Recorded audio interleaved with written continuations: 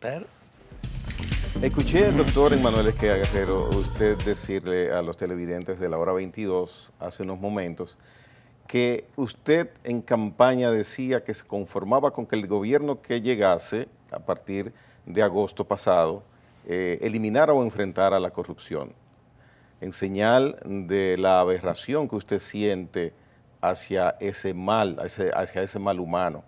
Entonces, le pregunto, ¿cómo usted pudo o qué hay que hacer para ser como usted? Usted ha transitado, Abinader lo decía, muchos años de carrera política. Hubo años que usted era uno de los hombres más poderosos políticamente hablando de República Dominicana. Usted fue consultor jurídico del Poder Ejecutivo. Usted fue legislador por más de 8 años. por Sin 8 años. embargo, por 8 años. Sin embargo, su fama es óptima. Yo nunca he escuchado mencionar un comentario negativo hacia la moral de Emmanuel Esqueda Guerrero. ¿Cómo se logra eso y no se rinde una persona con tanto poder en determinado momento ante tentaciones económicas o de otro tipo? Mira, eso no es difícil. Eso no es difícil. Lo primero que uno tiene que tener es una autoestima definida. Hay gente que no se sienten ellos mismos. Hay gente que si no tiene un poder, no son nadie. Si no andan en un carro grande, no son nadie. Si no tienen mucho dinero en el bolsillo, no son nadie. Oye, el hombre feliz no tenía camisa. Uno vale por lo que uno es. Si yo no me respeto, nadie me va a respetar. Si yo no tengo autoestima, nadie me va a estimar. Porque los demás actúan en función de lo que tú eres. Y piensan que tú eres como tú te proyectas. Y te persiguen como tú te proyectas. Entonces, eso quizás se debe a la formación, al hogar de donde vengo, a la educación. Yo soy una persona educada con sacerdotes y tengo la fortuna o la mala fortuna, no sé, que mi abuelo era sacerdote también. Yo no lo conocí, pero mi familia es una familia muy cristiana, muy católica, me eduqué con los salesianos. Y siempre en mi vida he pensado que lo importante es acostarse con la conciencia tranquila y levantarse con la conciencia tranquila. Yo he sufrido muchas precariedades económicas y de mucha índole. Yo he tenido grandes penurias en la vida política. La gente cree que yo tenía razones para ser muy rencoroso en la política y para vivir apostrofando a medio mundo. ¿Qué va? A mí el que no me ha hecho un favor, no tengo por qué hacerle un daño. Y el que me hace un favor se lo agradezco, pero mucha gente me ha hecho mucho daño o pensaban que me hacían daño. Pero al contrario, me ayudaron a fortalecerme. Doctor Esqueda, aunque usted no quiso responderme mi pregunta sobre la evaluación de los 5 meses de gestión del presidente Abinader. No, pero retoma. No, aunque usted le dio de lado, yo quisiera saber. No le di de lado expresamente. ¿Cómo son sus relaciones con el presidente? ¿Usted lo llama? ¿Cuál es la...? Porque por lo mismo que decíamos al principio, usted ha sido una persona protagónica de la lucha libertaria, de la política dominicana y de lo que dio origen a ese partido que se llama Partido Revolucionario Moderno. Mira, lo que importa, entiendo yo, es que yo ayudé a este gobierno a subir y voy a ayudarlo a que se mantenga. Hablar con el presidente o no, eso no es lo importante. No es su relación personal. No son buenas, como ha sido siempre, toda la vida. Toda la vida. Recuérdate que yo siempre le dije al profesor Abinader, profesor, y él no fue mi profesor, pero lo conocí en la universidad siendo profesor. Abinader padre. Al padre, porque el otro es como hijo mío, porque yo le llevo 10 años, o quizá más. Pero bueno, quizá 20 años. Yo tengo 76, él tiene 56, Doctor, 20 años. No siga haciendo cálculos porque se va a declarar culpable. No, es que hay gente que también esa es otra de las cosas, los temores de decirle edad. Yo tengo 76 años y me siento muy bien y muy contento. Entonces no... Y pidiéndole orientación a Elis Pérez. A él, que me cómo llegó 85. Entonces, pero mira, te decía que este gobierno yo ayudé a subirlo y voy a ayudarlo a que se mantenga. Te decía que la evaluación cualquiera es muy prematura todavía. Porque mucha gente piensa que ser presidente es fácil. Oye, es una gran tarea. Una responsabilidad muy alta. Sí, decía Gregory que yo tuve un momento en que fui una persona muy influyente y que yo tuve 4 años al lado de un presidente. Y yo sé lo que es ser presidente, porque yo viví eso.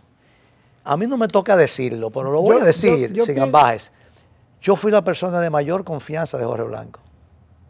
Pero no en todos los niveles. No lo han evaluado pero bien. La gente, yo no era el protagonista, el que hacía show, ¿entiendes? Pero cuando Salvador se sentaba, si yo le digo a ustedes cosas, ustedes no, que ya Salvador murió, en paz descanse, pero mis afectos hacia él. Ustedes saben que yo puse gobernador del Banco Central y ministro de Finanzas también. Porque saben, me preguntan, ¿a quién pongo? Fulano, presidente, ponga a fulano. Dame una terna. Porque ese nivel de la confianza que él me dio y que yo nunca abusé de él, eso es lo importante. Salvador firmaba los decretos sin leerlo y yo decía, presidente, léalo, yo creo que usted lo lee. No, si me lo trajiste tú, yo no tengo que leerlo. Por ahí pasó, por ahí pasó Carlos de Pradel y pasó Bernardo Vega.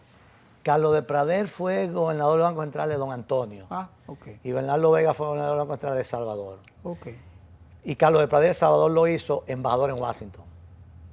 A los 2 años renunció y vino acá al país y formó una fundación. Creo que todavía la tiene. Y Bernardo Vega fue gobernador del Banco Central creo que 2 años. Para mi gusto hizo muy buena gestión. Y después lo sustituyó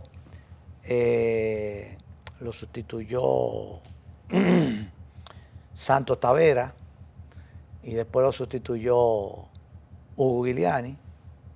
Y Salvador tuvo 3 gobernadores del Banco Central.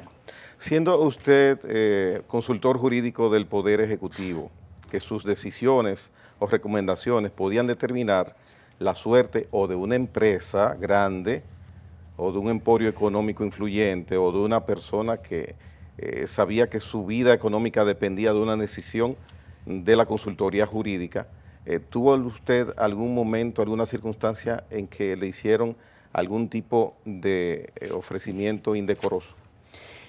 Mira, lo que pasa es, hay muchas formas. Te voy a narrar, por ejemplo, una. Yo tomé posesión el mismo 16 de agosto. Y como a la semana me dice, en la puerta de mi despacho había un guardia con el palacio, siempre hay guardia en toda la puerta. Se entraba por la secretaría, pues yo tenía entrada directa de ahí. Y el guardia de la puerta me dice que alguien me quiere ver, una persona muy conocida. Era un empresario famoso de este país, a quien yo respetaba, ya murió, y respeto todavía su memoria. Y entonces él fue a decirme que él quería invitarme a cenar a su casa. Yo le dije que yo le avisaba. Y yo dije, bueno, es un honor que me hace, ¿verdad? Pero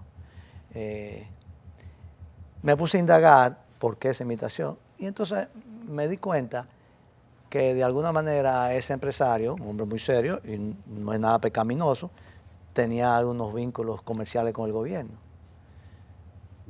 Y entiendo yo que no era malo tener un amigo de consultor jurídico. Yo hice muy buena relación con ese empresario, pero nunca fui a su cena. Y le hice muchos favores, pero nunca fui a su cena. Ya. Entonces, y le agradezco la deferencia. Y después que dejé de ser consultor jurídico, él tenía algún tipo de deferencia conmigo, me llamaba por teléfono, una felicitación, pero nunca fui a su cena. ¿Cómo recuerda usted a Salvador Jorge Blanco?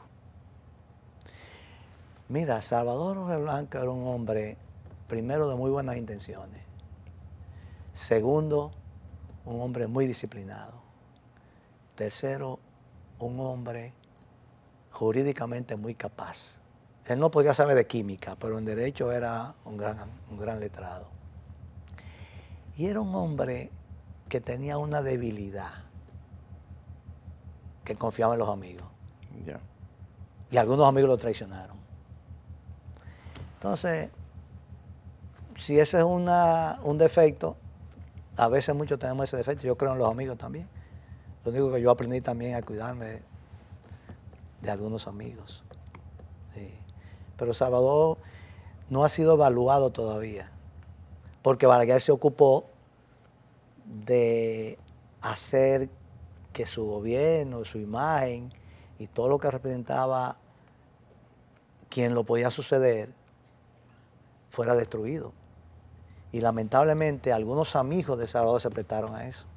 Y esas acusaciones por las cuales él tuvo que hacer presencia ante los tribunales del país, ¿tenían fundamento, piensa usted? Pero tú te imaginas que acusaron a una persona o a dos personas que hacían negocio con el gobierno y dijeron que eso eran socios de Salvador. Pero lo bonito es que el resultado de esa sociedad nunca se vio, supongamos, ¿verdad? Y yo te puedo decir que no había tal sociedad, porque yo conocía esas interioridades. Te dije que algunos amigos lo traicionaron. Él creyó en alguna gente. Y precisamente por esa conciencia, ese criterio, esa idea de solidaridad amistosa. Por ejemplo, hubo gente que a Salvador lo ayudaron a llegar a ser presidente, como ayudan a todo el mundo. Nadie llega a ser presidente solo. Desde luego. A ti te ayudan o por colaboración personal, gente que se suma y te apoya, te da idea, vota por ti, o por considerar también apoyo económico. Claro. Porque hay gente que tú nunca la ves y son los que te... ¿Y cómo tú haces una campaña política? En esa época de Salvador, yo no creo que la campaña necesitara más de 10 o 20 millones de pesos, pero hoy en día 10 o 20 millones de pesos es un regidor. Pero hubo gente que lo ayudaron económicamente, que fueron sus amigos, él pensó que eran sus amigos y no fueron sus amigos. No hay que ir muy lejos para saber y darse cuenta. Doctor, la posibilidad de una reforma constitucional en la República Dominicana, una constitución que se reforma cada rato y en cualquier circunstancia. Aquí, si nos conviene o no nos conviene, a veces incluso ignorando aspectos tan importantes como son las propias necesidades del país para su desarrollo político e institucional. Mira, nosotros hemos tenido casi 40 constituciones, si no me equivoco, quizá más. Y eso se ha debido en gran medida a el poder dictatorial que hemos tenido durante mucho tiempo. Cuando tumbaban a Santana, venía Báez y Báez la constitución de Santana la modificaba y viceversa. Y eso es un Hacían relajo. intercambio. Sí, cada un relajo. Bueno, entonces, había dos tipos de constituciones, aquí una liberal y otra que era conservadora. La de Báez y la... Se decía que la de Santana era más liberal. Realmente, a Santana no se le conoció como ladrón, sino como asesino, pero Báez era ladrón. Entonces... era muy complicado. Era la cosa. Bueno, el asunto es que reformar la Constitución aquí ha sido muy fácil porque ha habido siempre un manejo faraónico del poder. Por ejemplo, la Constitución del 2010 la hizo Leonel Fernández, como él le dio la gana. Como él le dio la gana. Él nombró una comisión y mucha gente se hizo... Yo me opuse a esa Constitución, abiertamente. Dije que no había facultad. Es más, siempre sostengo que esa Constitución es inconstitucional. Porque los legisladores no tenían facultad para hacer una nueva Constitución. ¿No? No, tenían facultad para modificarla, pero no para hacer una nueva. Hicieron una nueva Constitución. Pero el PRD estuvo de acuerdo en todo momento. Era lo que le iba a Pero decir. por favor, yo te acabo de decir a ti que el manejo faraónico y en ese momento Leonel Fernández hábilmente hizo que los sectores de poder del país estuvieran de acuerdo, los embaucó, los sonsacó otros lo compró, y entonces hicieron una reforma, no hubo unas comisiones que viajaron, y hubo una reforma que se presentaron y después la modificó como le dio la gana. Tipo Santana. A Santana le llevaron la Constitución del año 1844 y le dijo, no, pero falta el artículo 110 ahí, póngamelo. Y hubo que echar para atrás, otra vez para San Cristóbal, para poner ese artículo 110. Pues eso le hicieron una reforma y se la entregaron. Y después él buscó unos españoles ahí, le puso lo que le quitó y puso lo que él quiso. Y así se la aprobaron en el Congreso. Pero acuérdate de eso. Tú me dices, el PRD. Pero con un sí, pero acuérdate de las colatas azules. ¿O tú no se te olvidas de eso? No, evidentemente que no. Entonces, además, esa reforma constitucional traía aparejada también la posibilidad para otros políticos que ya no tenían posibilidades. Mire, doctor, cuando tiene una persona como Abinader y yo el placer y la satisfacción de compartir con usted, es difícil quitarse la imagen de que estamos a lo que era una parte del PRD.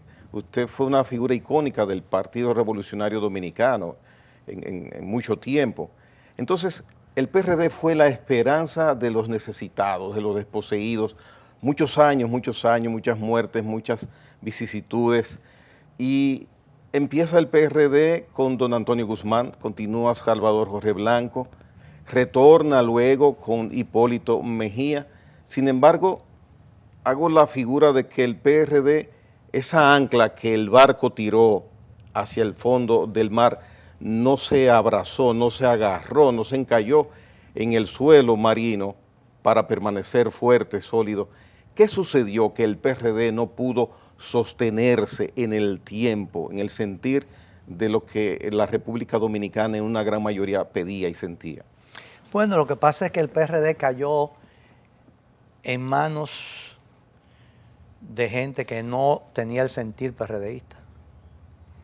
Pero eran los PRDistas que la llevaron al poder, doctor. Hacemos un ejercicio. 1963, Juan Bosch es presidente. 1900, después de Juan Bosch, la próxima vez que vuelve el PRD al poder fue Antonio Guzmán. 1978. Ok. Antonio Guzmán había sido un ministro de Obras Públicas, de Agricultura de Bosch. Después, Salvador de Blanco viene. Salvador de Blanco había sido en las elecciones del año 62 opositor de Bosch cívico, pero después cuando vino la revolución, dejó su bufete en Santiago y vino a apoyar la revolución y se identificó con el PRD y entonces se convirtió a PRDista. Pero después vinieron otra gente que dirigieron el PRD y sacrificaron. Mientras Peña Gómez estuvo vivo no hubo problema. Pero a Peña Gómez tuvieron que congelar el PRD, doctor. ¿Usted se recuerda? Balaguer se lo congeló para ponerlo a pasito lento por la crisis interna, la división, el egoísmo que se da entre los partidos. ¿Y usted vivió eso, doctor? Claro que lo viví tan de cerca. Por eso le mencioné ahorita la Fórmula Ovalle y le mencioné... Sí, pero la Fórmula Ovalle fue con los Salvador. No, sí, fue el caso de don Antonio Salvador, que para la convención del año 81, Salvador utilizó a Ovalle para que propusiera la fórmula de los 13, que era la Fórmula Ovalle. Pero recuérdese incluso que Salvador prefirió, no contaba con Balaguer, que en vez de que Masluta fuera presidente en ese tránsito de confrontación interna, prefirió que fuera Balaguer y Balaguer Eso es falso. Eso es falso. Bueno, eso es podría siempre se ha querido vender la idea de que Salvador prefirió a Balaguer y no a Jacobo, y eso es falso. No, eso es falso. Lo que pasa es... Pero la lucha intestina fue muy fuerte. Tú te lees el libro que escribió este muchacho, amigo, digo muchacho pero es un hombre maduro, periodista muy bueno. Miguel Guerrero. No, que es muy amigo, que escribe en el periódico El Día, una columna diaria, que es apellido Guerrero, segundo apellido. José Báez Guerrero. José Báez Guerrero.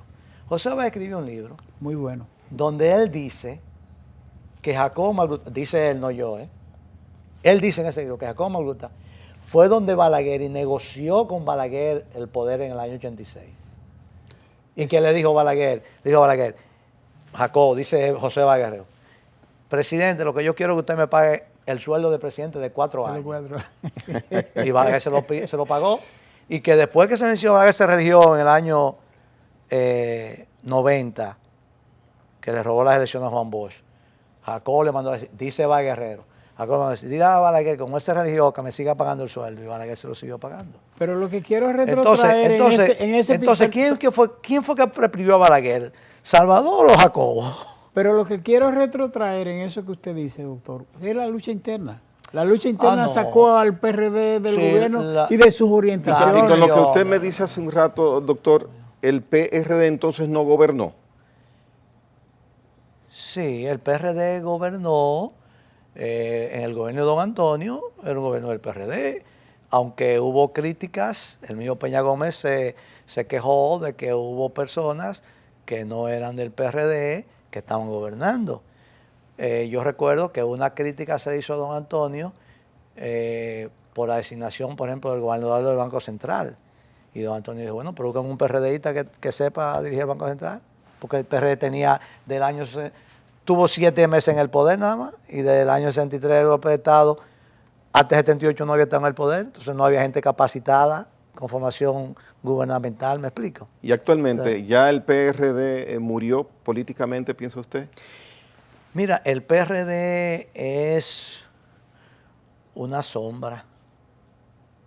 El PRD es un fantasma, el PRD es un partido que le queda poco tiempo de existencia. Quizás pueda durar muchos años, como la Unión Cívica duró muchos años, pero se fue consumiendo. Entonces, el PRD en las elecciones de ahora sacó un 2%. Bien. La hora 22 retorna con el doctor Emmanuel Resquea Guerrero en unos instantes.